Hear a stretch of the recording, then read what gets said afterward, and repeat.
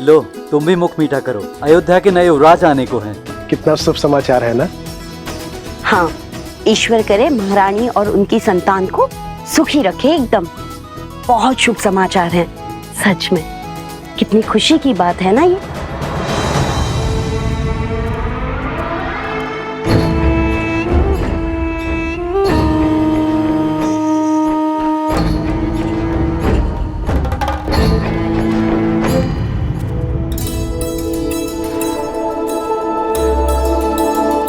लीजिए भैया, आप भी लड्डू खाइए। हमारे राजमहल में लल्ला आने वाले हैं, प्रभु श्री राम के उत्तराधिकारी आने वाले हैं। खाओ खाओ।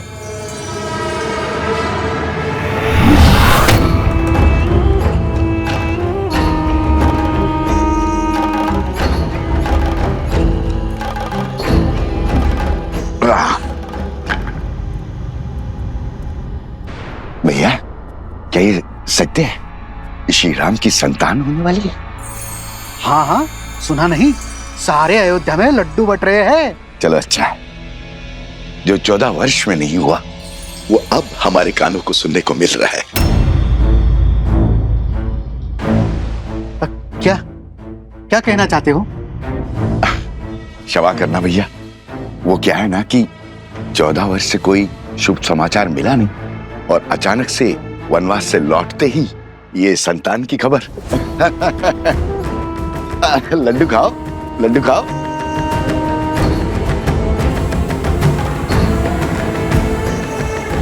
किसने अयोध्या की गरिमा पर इतना बड़ा घोर लांछन लगाया है? किसने उनके गरिमा का वध किया? किसने? सामने आओ, अभी मैं उसकी जीवा काट लूंगा। मारो,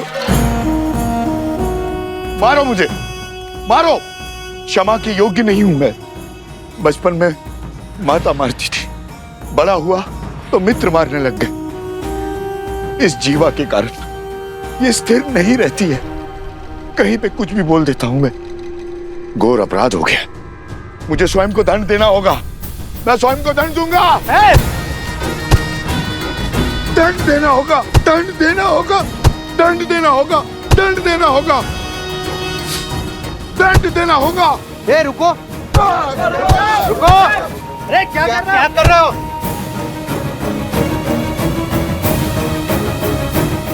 श्री राम और अयोध्या से प्रेम ही इतना है, सुख के समय पे भी तर्क खोजने लग गया।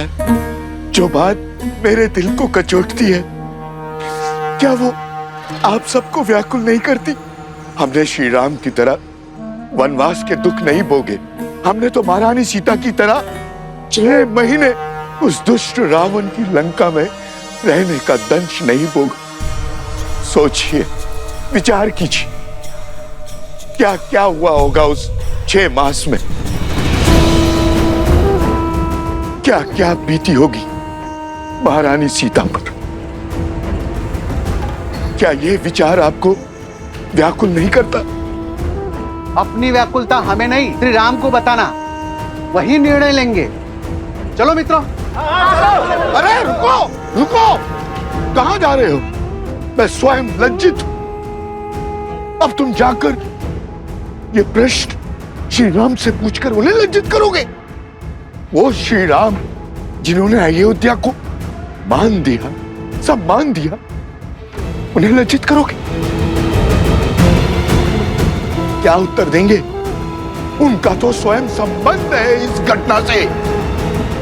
देवी सीता के लिए रावण का वध किया है श्री राम ने।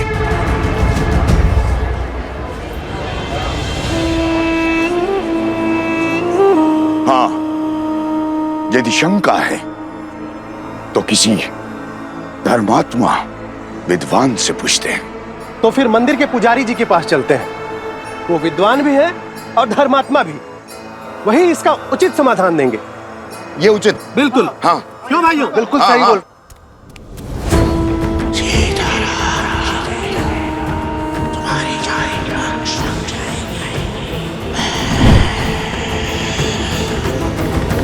वनवास का वास्तविक अर्थ है अपने नगर से, अपने घर से, अपने सुखों से, गृहस्थ कर्म से पूर्ण संन्यास।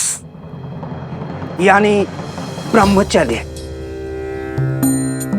श्री राम जैसा पुरुष जिसके मन में धर्म के संस्कार बसते हों, वो वन के वातावरण में संतान को जन्म देके उस संतान को धर्म से वंचित नहीं कर सकता। वो अपना ब्रह्मचर्य नहीं तोड़ सकता। इसीलिए 14 वर्षों में कोई संतान नहीं हुई। उचित कहा पुजारी जी। हमारा संदेह मिटाने के लिए धन्यवाद पुजारी जी। चलो भाइयों। रुको। वाह पुजारी जी वाह, धर्म की बात तो कर ली, अब सत्य पे आइए पुजारी जी। क्या है सत्य का आधार? विश्वास से कल्पना होती है, सत्य को प्रमाण चाहिए। बोलिए, है कोई प्रमाण?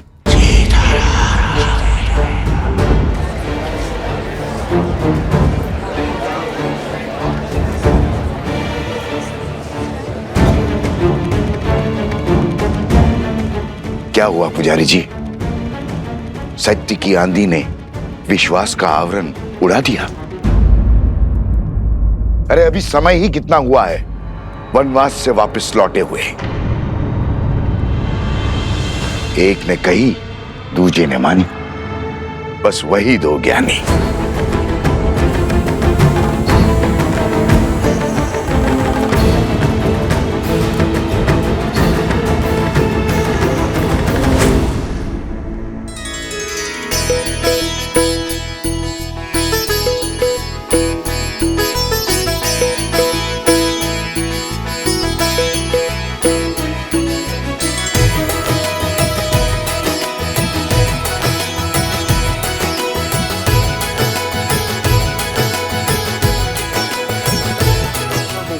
बंधन में तो वानर सेना है, प्रभु राम का ये सेवक हनुमान नहीं।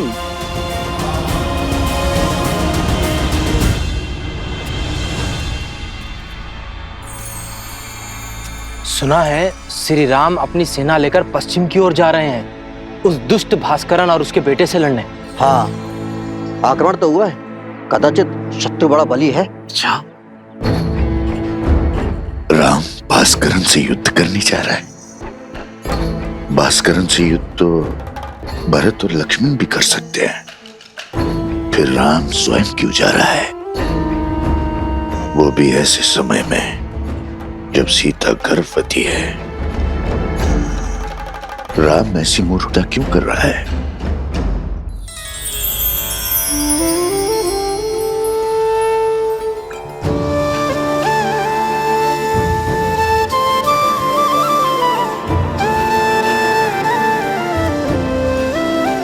बैठो सीता। देखो, हमने अपने हाथों से तुम्हारे लिए भोजन बनाया है, खाओ। इतना सब? इतना सब कहाँ? अब तुम एक नहीं दो हो। तुम्हें हमारे आने वाले पौत्र के विषय में भी तो सोचना है। होने वाले शिशु के लिए पोषण अति आवश्यक है। ग्रहण करो।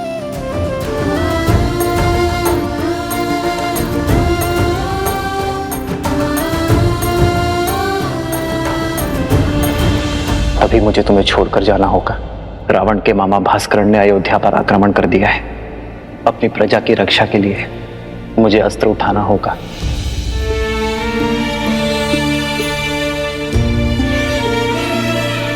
देखने भर से पेट नहीं भरेगा पुत्री। माता, मेरा कुछ खाने का मन नहीं।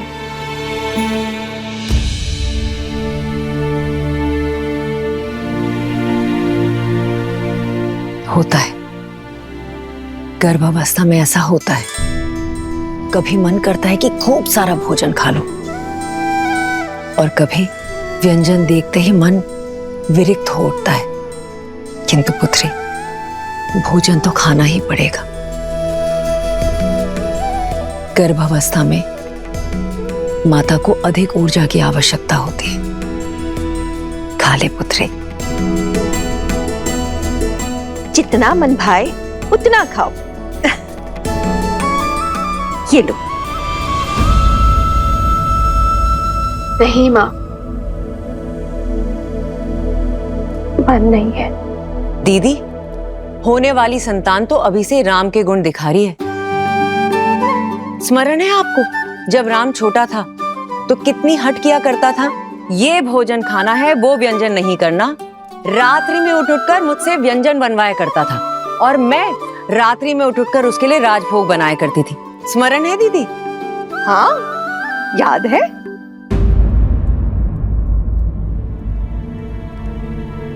क्या हुआ सीता?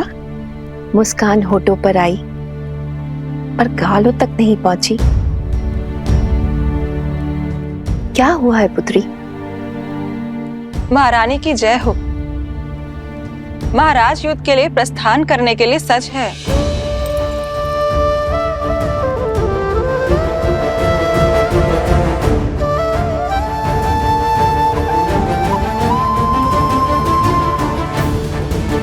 मैं समझी क्यों अनबनी हो तुम। ऐसी दशा में कोई स्त्री नहीं चाहेगी कि उसका पति उससे दूर जाए, पर अभ्यास करना होगा।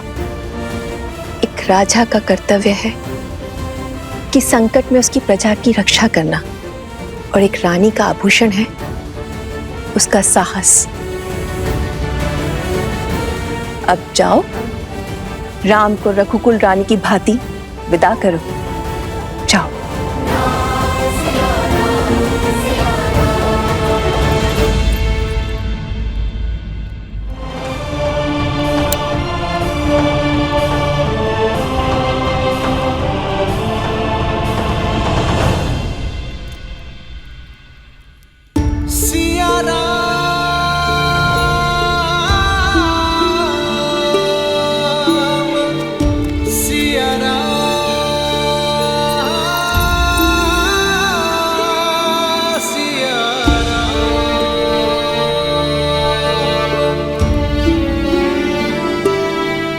कल जिस विश्वास से मेरे विजय की घोषणा की थी,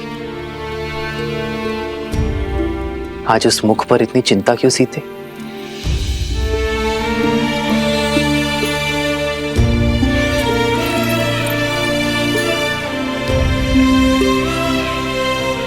चौदह वर्षों तक आपका साहस, शौर्य और क्षमता देखने के बाद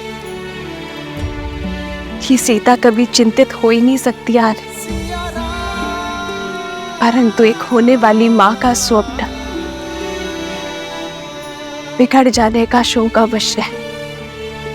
इतने वियोग के पश्चात सोचा था कि अब आपसे कभी दूर नहीं रहूंगी, पर कर्तव्य आपको फिर हमसे दूर कर रहा है। कर्तव्य राम और सीता को कभी दूर कर ही नहीं सकता सीते। कर्तव्य तो हमें जोड़ता है। जानती हूँ, पर ये इससे वियोग क्यों आ रहा है? इस समय आपको इसके साथ होना चाहिए था।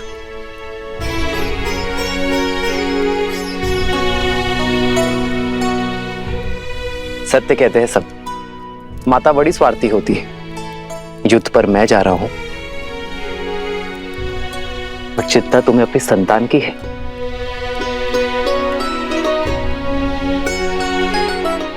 वैद्य कहते हैं सीते कि संतान गर्भ से ही अपने माता पिता के भाव अनुभव करती है। तो ये वियोग हमारी संतान को और प्रबल बनाएगा। कर्तव्य की पुकार का पालन करने की सीख उसे गर्भ से ही मिल जाएगी। और मैं जानता हूं कि मेरी सीता इस वियोग को सुख सहयोग बना ही देगी। हमारे प्रेम और वनवास की कहानियां सुनाने का समय मिलेगा ना तुम्हें? तुम मेरी शक्ति हो सीते, मेरी ढाल हो इस धर्म युद्ध में।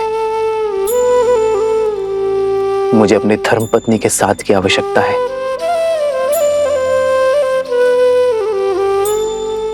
तो ये पल सदा आपके साथ रहेगा आर्यन।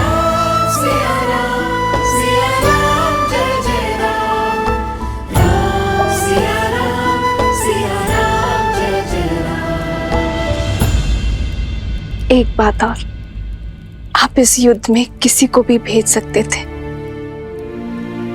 पर आपने स्वयं नेतृत्व करना चुना।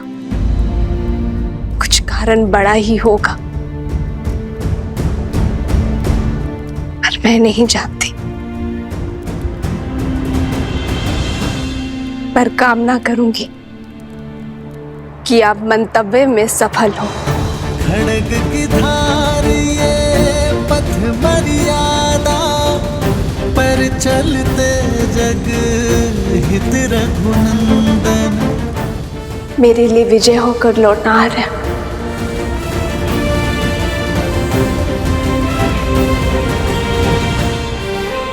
और इसके लिए शीघ्र आइएगा।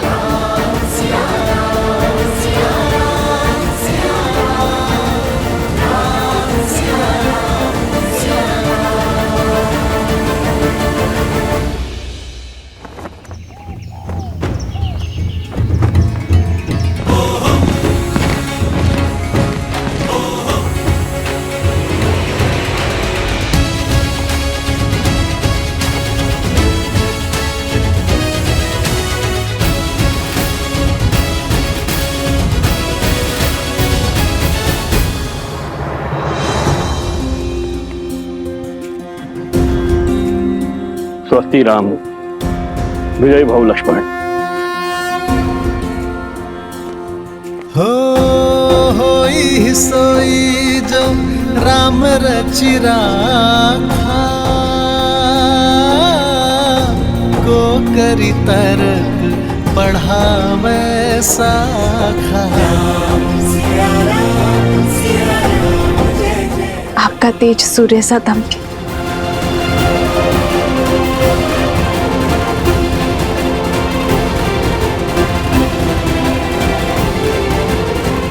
विजयी भव। विजयी भव। राम, तुम्हें शीघ्र ही राजमहल लौटना होगा।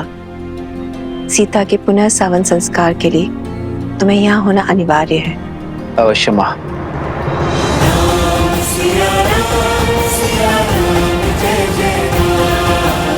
आओ लक्ष्मण।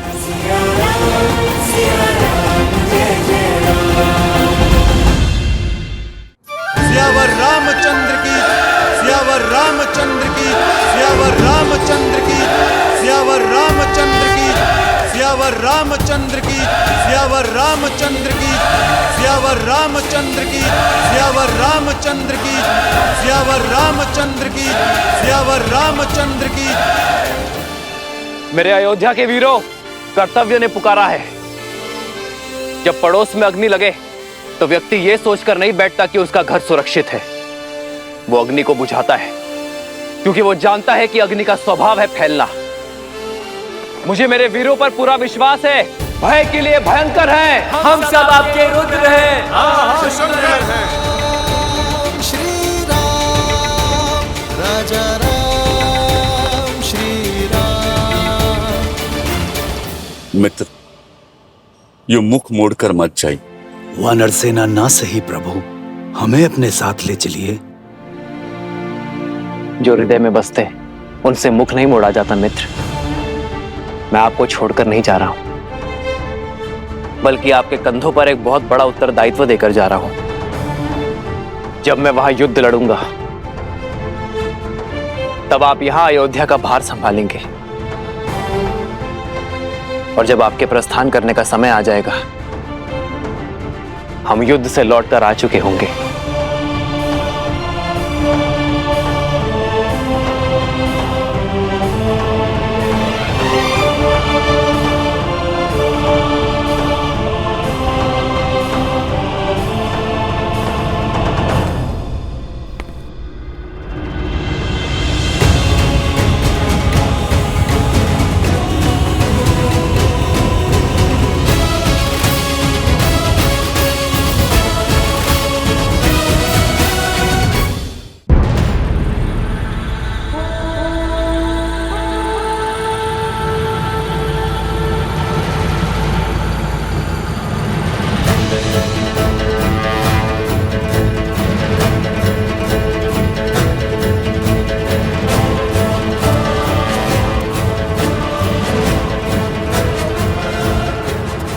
क्या हुआ भैया?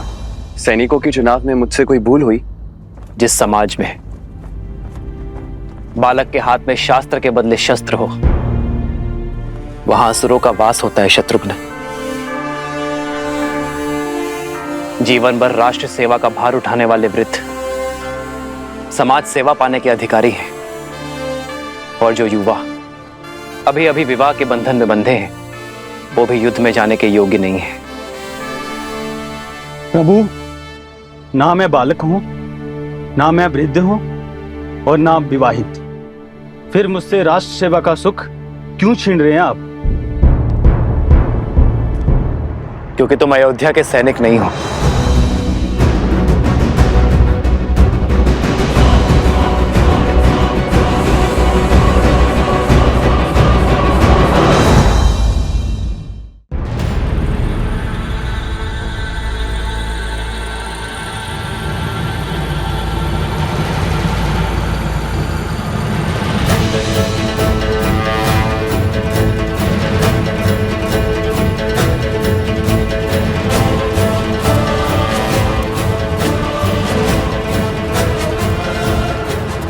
क्या हुआ भैया? सैनिकों के चुनाव में मुझसे कोई भूल हुई? जिस समाज में बालक के हाथ में शास्त्र के बदले शस्त्र हो, वहां असुरों का वास होता है शत्रुघ्न। जीवन भर राष्ट्र सेवा का भार उठाने वाले वृद्ध समाज सेवा पाने के अधिकारी हैं, और जो युवा अभी अभी विवाह के बंधन में बंधे हैं, वो भी युद्ध में जाने के योग्य नहीं है। प्रभु, ना मैं बालक हूं, ना मैं वृद्ध हूं, और ना आप विवाहित।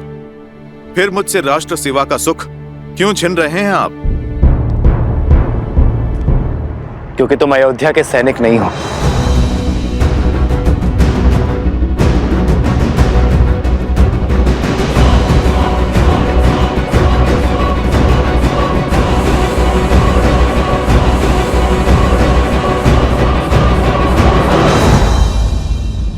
क्यों हनुमान?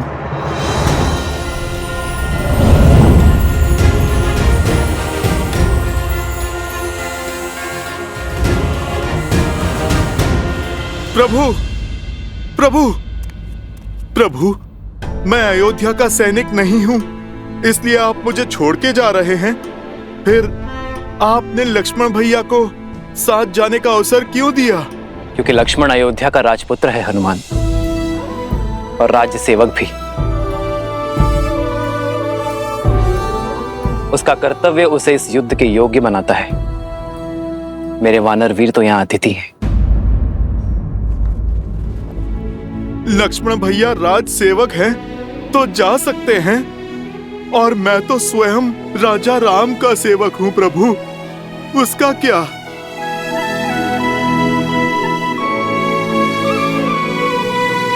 प्रभु, रघुवंशी कभी ना वचन तोड़ते हैं और ना ही भूलते हैं।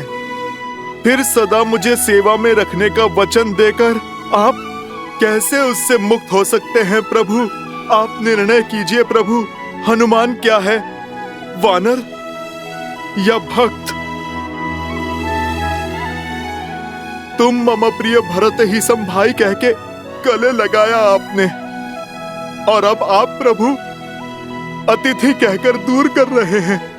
ठीक है प्रभु, आप तो राजा हैं, बड़े दायित्व हैं आप पर प्रभु मेरा तो एक ही दायित्व है, अपने प्रभु श्री राम की सेवा। नहीं प्रभु, मैं उससे विमुख नहीं हो सकता। प्रभु, मैं आपके बिना जी नहीं पाऊंगा, नहीं जी पाऊंगा आपके बिना प्रभु। प्रभु, प्रभु आप मान जाइए ना प्रभु, आप ले चलिए ना मुझे अपने साथ प्रभु। प्रभु आप मान जाइए प्रभु, ले चलिए ना मुझे अपने साथ प्रभु। हनुमान, उठो।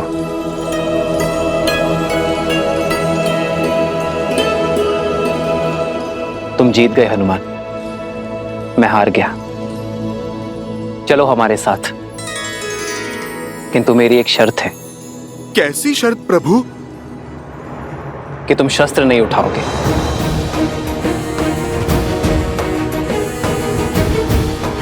तुम्हारी हट मेरे साथ चलने की थी, वो पूरी हुई। किंतु युद्ध में चाहे जैसी भी स्थिति हो, तुम अस्त्र शस्त्र का उपयोग नहीं करोगे। स्वीकार है प्रभु, स्वीकार है।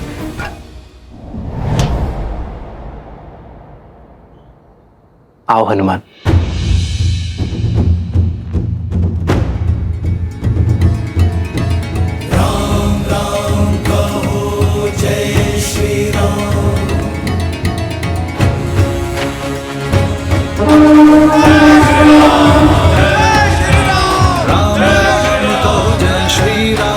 दशरथ नंदन राजा राम, राम नाम भजते हनुमान, अवध बिहारी राजा राम।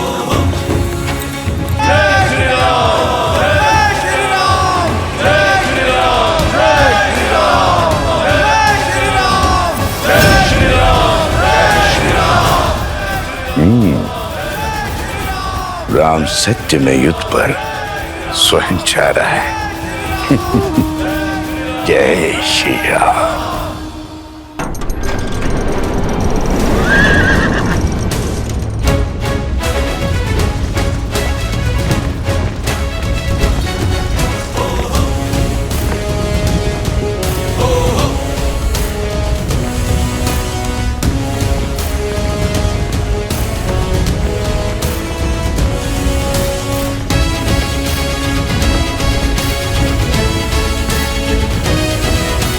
पहली टुकड़ी दाईं ओर से और दूसरी टुकड़ी सीधा प्रहार करेगी। इस युद्ध का नेतृत्व कोई भी कर सकता था, फिर आप अयोध्या छोड़कर क्यों जा रहे हैं? जब मेरा सबसे बड़ा शत्रु नगर के भीतर है, अयोध्या की शांति को ध्वस्त करना चाहता है, तो मुझे अयोध्या में रुकना चाहिए था। यही ना? मेरा शत्रु भी तो यही सोच रहा होगा महर्षि। उसे परास्त करने के लिए ही मैं अयोध्या से बाहर आया हूं। उसका बैर मुझसे है, क्रोध मुझसे है, और जब मैं अयोध्या के बाहर आ गया तो वो भी मेरे पीछे अवश्य आएगा। मैं भास्करण से युद्ध करने जा रहा हूं महर्षि। युद्ध में भले ही भास्करण से करने निकला हूं, किंतु भास्करण और संहार दमन केवल मेरे लिए माध्यम है। सहस्त्र रावण भास्कर्ण का भाई है महर्षि। भास्कर्ण को कष्ट में देखकर उसे भी कष्ट अवश्य होगा। उसका कष्ट सहस्त्र रावण को अवश्य खींच लाएगा। आपके शौर्य पर संदेह नहीं है श्री राम।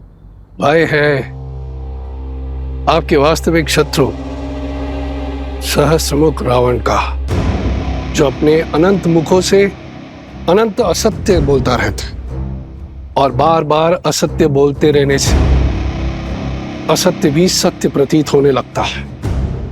उसमें आप ही की सेना को आपके विरुद्ध कर देने का सामर्थ्य है।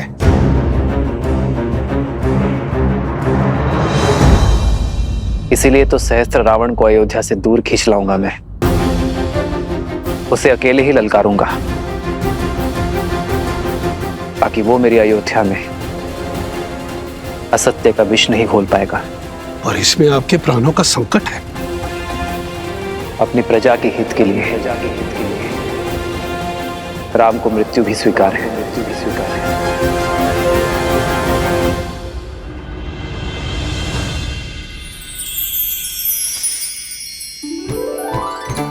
स्मरण है दीदी, माता स्वयं अपने हाथों से तिलकूट बनाया करती थी, और हम रसोई घर की ओर देखा करते थे कि कब तिलकुट बनकर तैयार हो जाएगा। पर सूर्य देव को अर्पण किए बिना हमें तिलकुट मिलता ही नहीं था, है ना सीता दीदी?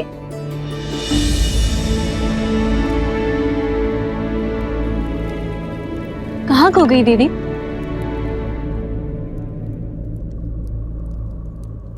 श्री राम की चिंता में हूँ। मैं जानती हूँ कि लक्ष्मण भैया और हनुमान उनके साथ हैं, किंतु मन है कि मानने को सजी नहीं है। दीदी, ये शुभ दिन हर अशुभ विचार नष्ट कर देगा। आज मकर संक्रांति है। उत्तरायण के दिन सूर्यदेव उत्तर की यात्रा को प्रारंभ करते हैं। पवन ऊर्जा चरम पे होगी, देखिएगा श्री राम की विजय अवश्य होगी। दीदी, चिंता छोड़ दीजिए और चलिए हम चलकर सूर्यदेव से प्रार्थना करते हैं, सब शुभ होगा। आइए।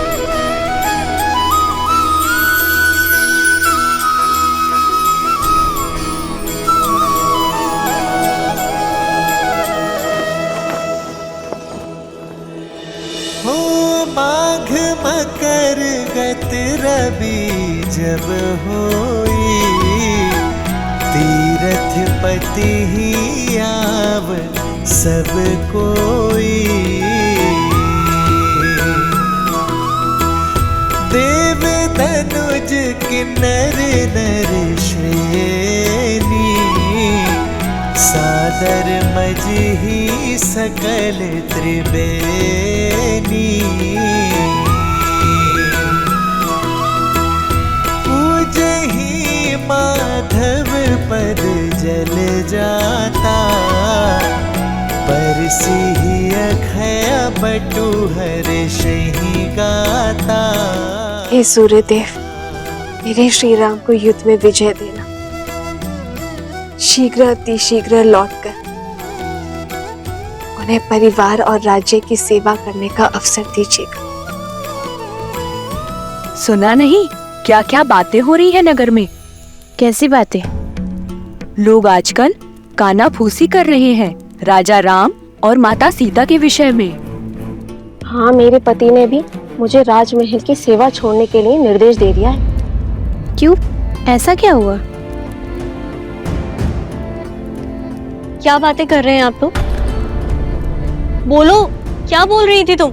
जी वो मेरे पति दूसरी पत्नी लाना चाहते हैं, और जब मैंने विरोध किया और श्री राम के एक पत्नी व्रत होने पर दुहाई दी, तब उन्होंने क्रोधित होकर कहा कि राजाओं का क्या, वैसे भी श्री राम के प्रेम के आगे उनको कुछ गलत नहीं लगता। वो तो कुछ भी नीति बना सकते हैं, उनको कौन है कहने वाला।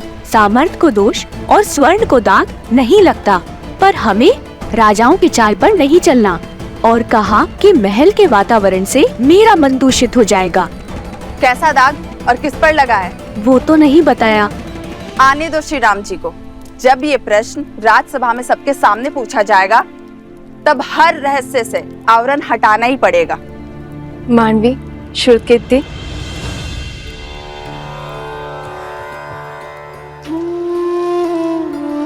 राजभवन में जाके माताओं को प्रसाद नहीं देना?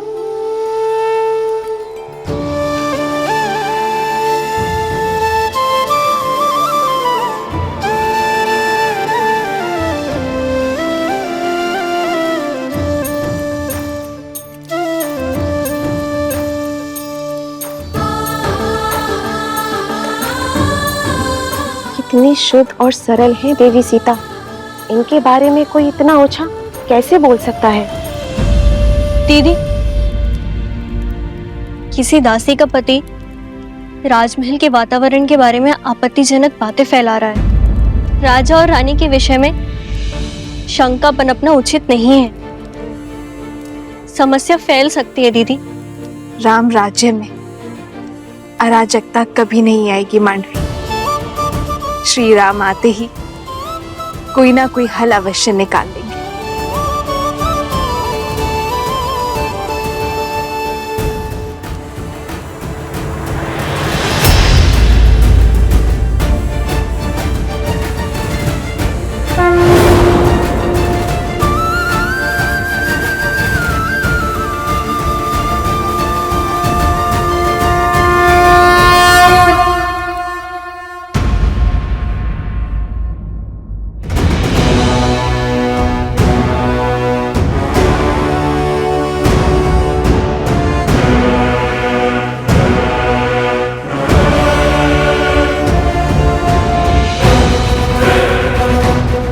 भास्करण, आक्रमण से पूर्व अवसर दे रहा हूं, अपने आतंक का अंत करो और लौट जाओ।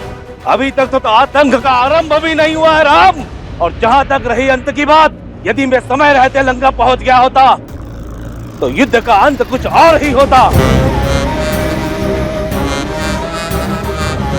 वही तुम्हारे रक्त से सागर को रंग देता।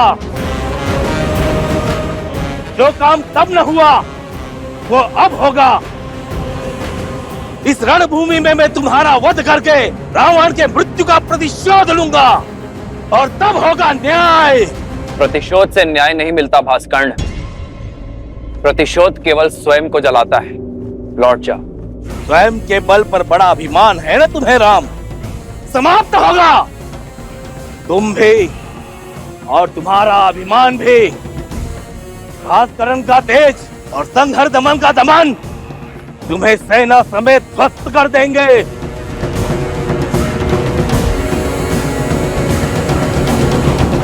लक्ष्मण, मैं भास्कर्ण का सामना करूंगा। तुम संहार दमन को खोजो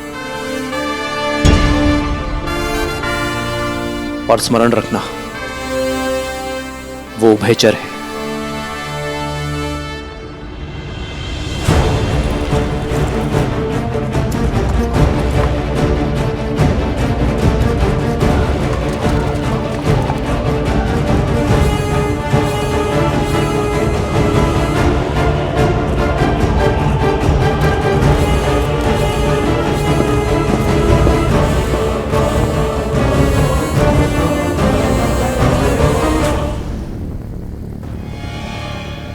भास्करण का पुत्र संहार दमन, जिसमें सहस्त्रों बैलों का बल है, जिसके सानिध्य में आठों दिशाएं, सागर का बवंडर और चक्रवात है। साथ ही वो उभयचर भी है, जो जितनी सरलता से थल पर रह सकता है उतनी ही सहजता से जल में भी जी सकता है।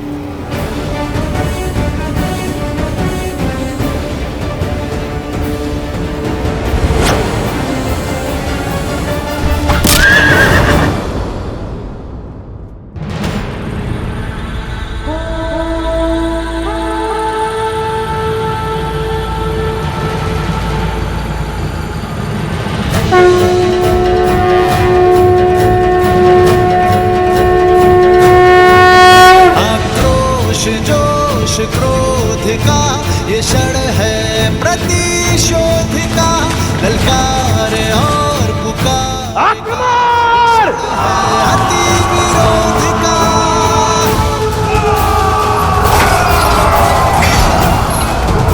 भास्कर्ण, श्री राम रण की सावधान। जो धीर है, आएगा प्रलय बरसने वाले तीर है, धर्म के संग अधर्म के विरुद्ध है। ये युद्ध है, महायुद्ध है।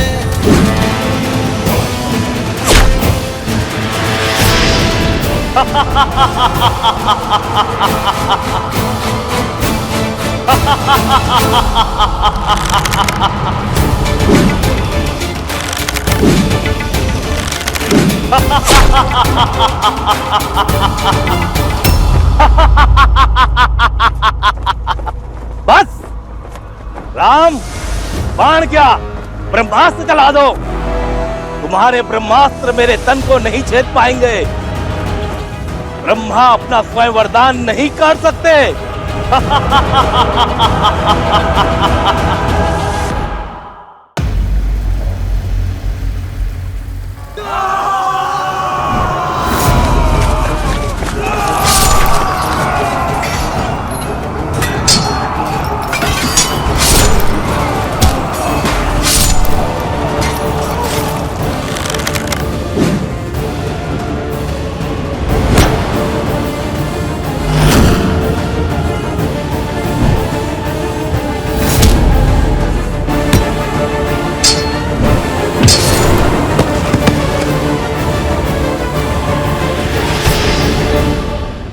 बताओ कहां है संहार दमन?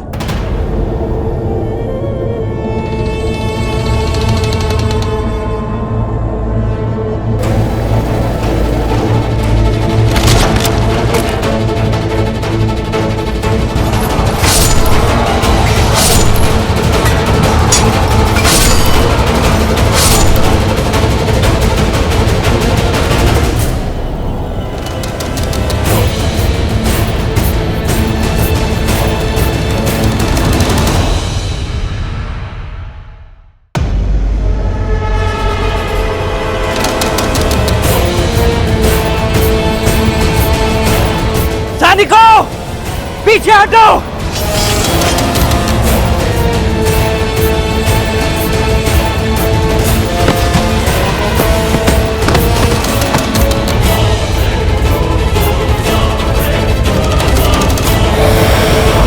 Ha ha